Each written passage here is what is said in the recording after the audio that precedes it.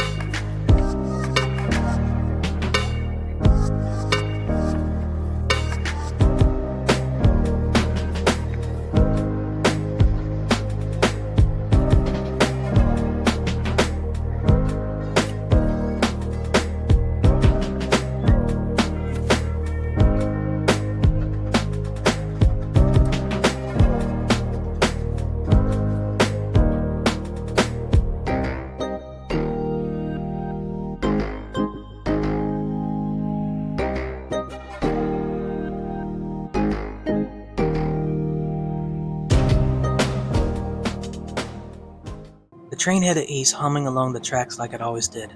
Two sisters sat in a small roomette facing one another. Kala, 19, had her headphones in, nodding to a beat. Danny, 22, half asleep, leaned back, eyes drifting open now and then. Outside, the sky was changing. What started as a bright afternoon was turning gray, then darker. Clouds thickened, slow and heavy. Inside, the light was soft, just enough to see their bags overhead and the fold-down table sat between them. Rain started, light at first, then steady. It tapped against the window, blending with the rhythm of the train. Kala looked out, the coastline blurred past, but something caught her eye. A glow, greenish, purplish. It shimmered for a second, then vanished. Lightning flashed. She rubbed her eyes. Maybe it was nothing, but the air felt wrong now, like something unnatural. The rain was heavier now, hammering the train with steady insistence. It drummed against the roof and windows, syncing with the low rattle of the roomette. Kala pressed her hand to the glass, watching the landscape blur past in streaks of gray and silver. Lightning split the sky, jagged, sharp, revealing twisted tree branches, thrashing in the wind. Thunder followed, low and rolling. A sudden jolt shook the carriage as the train began to slow. Danny stirred from her light slumber. Kala turned from the window, watching her sister as she pulled off her headphones just as the speaker crackled overhead. The conductor's voice broke through the stack. A fallen tree ahead. No movement until the storm passed. No alternate transport, just waiting. The sisters exchanged a glance. The hum of the rails faded into stillness, and unease crept in. It felt to the girls like they'd been sitting for hours, though only 20 minutes had passed. The train was eerily quiet. It had been that way for a while. No further announcements from the conductor, no crew passing through. It felt at times like the sisters were the only ones left on board, but they knew that wasn't true. Every now and then they heard movement in the corridor, soft footsteps, the door sliding shut, someone heading to the restroom or wandering toward the viewing car, maybe hoping the snack bar was still open. The silence was heavy, the kind that makes you notice the creak of your seat when you shift, or how loud the rain sounds when there's nothing else to cover it. The storm had grown over the last few hours, but it hadn't stopped a few passengers from stepping off the train to stretch their legs. Their voices had faded quickly into the rain. To the sisters, it felt like hours. In truth, it had only been one. Kala stared out the window. Danny watched the corridor through the narrow glass in the door. Outside, the shoreline was barely visible, but Kala saw it again, the light faint, far off, greenish, purplish, lingering just above the waterline. Lightning flashed, brief and sharp. Thunder rolled through the train's frame, low and steady. The windows showed nothing but black now. Rain streaking down the glass, trees bending in the wind, and every so often a flicker of color that didn't belong. Green, purple, gone before you could be sure it was ever there. The storm began to ease. Rain softened to a steady drizzle, tapping lightly against the train roof. The sky, once heavy with dark clouds, showed hints of lighter gray. Lightning still flashed now and then, but thunder had faded to distant rumbles. Passengers stirred. A few stepped off the stretch, wandering cautiously near the tracks. Kala watched them disappear into the mist. Danny stayed close, uneasy, but didn't stop her sister from looking. They stepped into the corridor and found the conductor near the vegetable, speaking quietly with a few passengers. The train wouldn't be moving for a while. Passengers were allowed to stretch their legs, walk the field if they wanted, as long as they didn't wander too far. Outside, the field was quiet. Wet grass underfoot, cool drizzle on their skin, puddles mirrored the shifting sky broken by the steps. The shoreline wasn't far, maybe a few hundred yards beyond the trees. A few passengers wandered in the distance, fading into the mist and low brush. Then Kala saw it, a glow beneath the roots of a gnarled tree near an old covert, green and purple pulsing against the gray. She tugged Danny's sleeve. They followed. The path led under the low stone arches through damp overgrowth. Shapes flickered at the edge of vision, shadows that moved when you weren't looking. From deep in the hollow, faint laughter rose, tangled a drip of rain. And there, tucked beneath an overpass, the market appeared. Rows of stalls, lit by candles and flickering lanterns, their glow pulsing green and violet against the mist. The scent of fruit drifted through the air, sweet, rich, and unfamiliar. Figures moved among the tables, their shapes flickering in the low light. Some moved with a rhythm that was hard to place, a little too fluid, or strangely still between gestures. But it could have been the lanterns, or the rain, or just the way some people are. Kala stepped closer, drawn by the color and scent. Danny lingered near the edge, her eyes scanning the mist beyond the field, trying to glimpse the water. The shoreline was out there somewhere, white, hidden behind the trees and fog. The air inside the market felt heavy, perfumed with scent of overripe fruit and damp earth. Every sound seemed soft and close, the whisper of fabric, the quiet hum of voices speaking in languages she didn't know. Candles burned low in glass jars, the light bending around the stalls, turning the air itself golden green. Kala moved slowly, her boots sinking into the mud between the tables. Each stall was piled high with fruit that glowed faintly from within, plums that shimmered like glass, apples veined with silver, grapes that looked carved with emeralds. She reached out, hesitant, then pulled her hand back. The sweetness in the air was almost dizzying, and then she saw him, Rook. He stood behind a stall draped in dark cloth, his smile sharp and knowing, his eyes bright as candlelight. His skin looked pale against the strange fruits that surrounded him, shapes and colors that seemed to shift when she blinked. He reminded her of something both inviting and dangerous, like the storm itself had taken human shape. He didn't speak, he didn't need to. His gaze moved to her hand, the hesitant reach, the hunger behind her eyes, and the corners of his mouth curled upward. He lifted the fruit from the pile, a small orb of deep violet, veins of gold swirling beneath the skin. When he held it toward her, the scent filled the air, sweet, sharp, almost electric. She knew she shouldn't. Every part of her whispered it, but the moment felt dreamlike, distant, the world narrowing to color and scent and heartbeat. The fruit's glow pulsed softly in his hand. She stepped closer.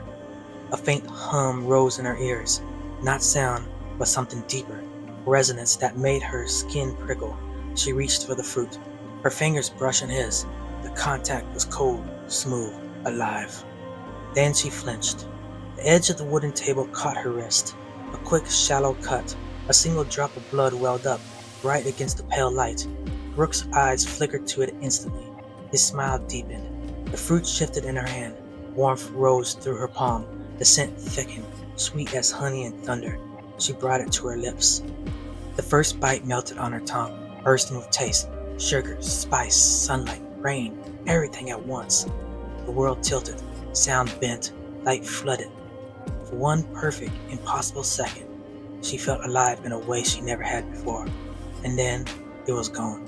Her knees weakened. The taste turned bitter at the edges like metal. The air shimmered and dimmed. Somewhere behind her, a voice called her name, muffled, distant. Danny. She turned, the world spinning. Danny was there, rain-damp hair clinging to her face, eyes wide with fear. She grabbed Kala's arm, pulling her back from the stall from Rook's gaze. The fruit slipped from Kala's fingers, hitting the ground with a sound too soft to follow. The light in the market flickered.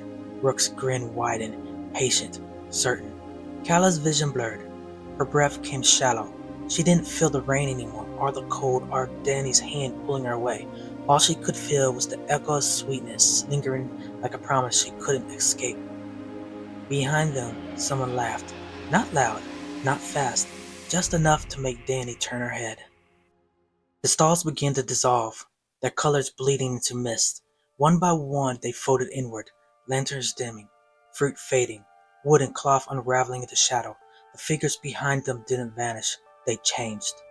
Faces softened, then stretched. Limbs bent at angles that didn't belong. Eyes brightened. The illusion peeled back slowly, like skin from fruit. Danny froze. She held Kala close, her breath catching as the shapes around them shifted. The people weren't people anymore, not entirely. She lowered Kala beside a tree, careful not to jostle her wrist. The mark still shimmered faintly, gold beneath the skin, pulsing with each breath. The mist thickened, swallowed the path ahead. Danny hesitated, only a moment before hauling Kala upright again, one arm wrapped around her shoulders. Most of the market was gone now. Stalls collapsed, voices silenced, the field swallowed by the rain and shadow, but Rook remained. He stood in the hollow where the market had been, half-shadowed, watching. The space around him still hummed faintly. The candlelight faded, the glow shrinking until only outlines remained. The scent of fruit thinned, overtaken by cold breath of rain.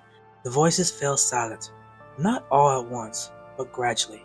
Danny moved through it, half carrying her sister. Kala's skin felt cool beneath her touch, and her steps dragged through the mud.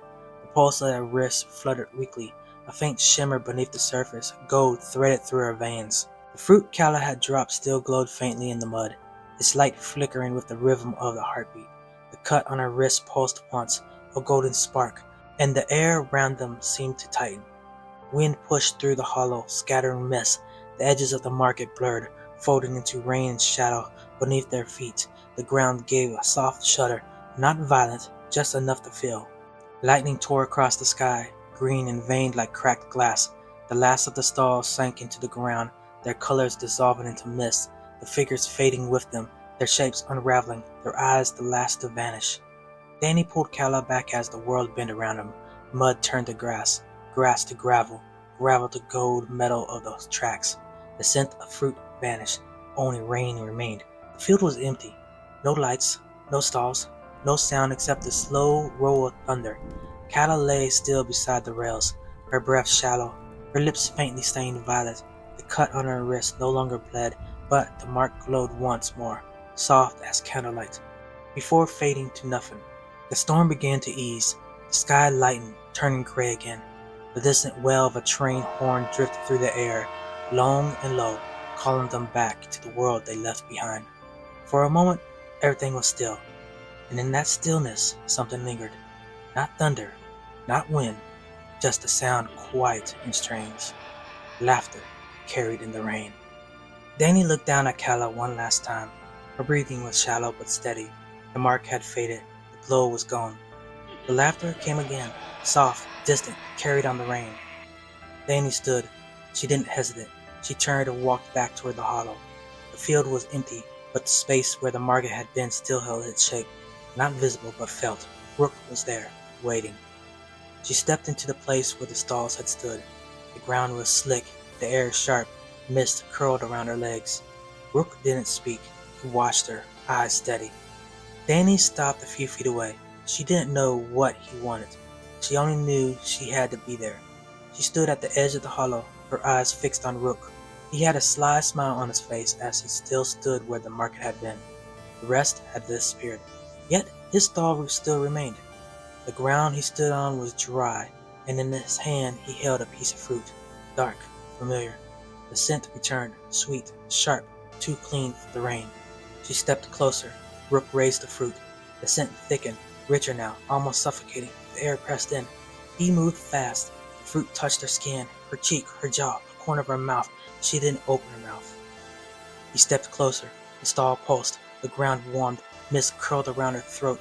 He smeared the juice along her face, slow and deliberate. It burned. Not fire, memory. A flood of things she hadn't lived. She didn't move. The scent turned sour. The fruit dimmed. Rook's hand dropped. The stall cracked. The ground split. She turned and walked away. She walked back to where she left her sister. She turned back one more time and the stall was gone. The scent had vanished. The ground no longer pulsed beneath her. The mist thinned, rain softened. Kala lay where she left her, still pale, breathing barely stirring. Danny knelt beside her. She gathered Kala into her arms. Traces of fruit juice clung to her skin, streaked along her forearm, warm against the rain. She didn't notice at first, but as she held her, her arm brushed Kala's lips. The juices brushed her mouth. Kala stirred. Her breath caught, then deepened. The mark on her wrist pulsed once, faint gold beneath the skin. Danny froze. Kala blinked slow and unfocused. Then she moved, just enough to press her forehead against Danny's shoulder. Danny held her tighter. Kala's leg trembled as she sat up. Then slowly she stood. Danny steadied her. They didn't speak. Train horns sounded again, low, distant, steady. They turned toward it.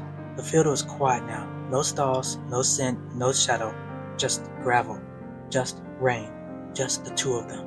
They walked together, slow, steady, back toward the tracks where their roommate waited in the rain.